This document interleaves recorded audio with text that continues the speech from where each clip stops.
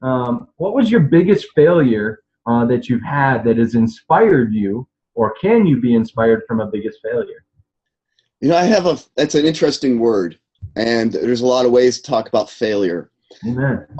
One of my mentors right now, her name is Nirka, and I love what she says about failure. There is no failure, there's only feedback. Wow, that's powerful.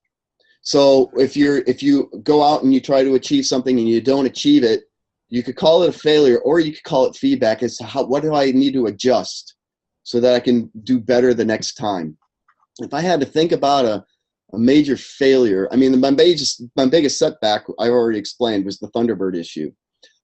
Failure, is I don't even think that way now. I can't. I'm trying to think of a failure per se, and my mind doesn't even think that way.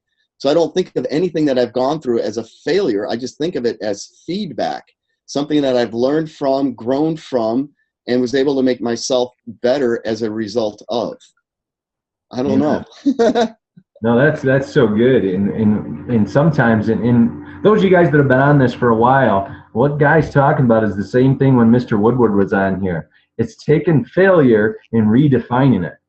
Yeah. If you look at it as failure is done, over with, you can't learn from it. But as Guy's mentor has told them, no, it's just feedback. It helps us to learn in that moment and for moments yet to come. And that's what you guys should look at. You don't lose the game. I mean, the score is a loss, all right? And we know you want to win, but you look at it as, what can I do next time? Sometimes even in a win is a feedback. What can I do better so that I'm always doing my best? So, redefining that is huge. And sometimes then you don't even look at your past because it was all feedback and it was never failures. Because it's a mindset. It really is a mindset. Because if you live in failure is going to come find you. That's what you're going to get more of. But if you look at it as feedback, you'll get more feedback, which is going to make yourself better.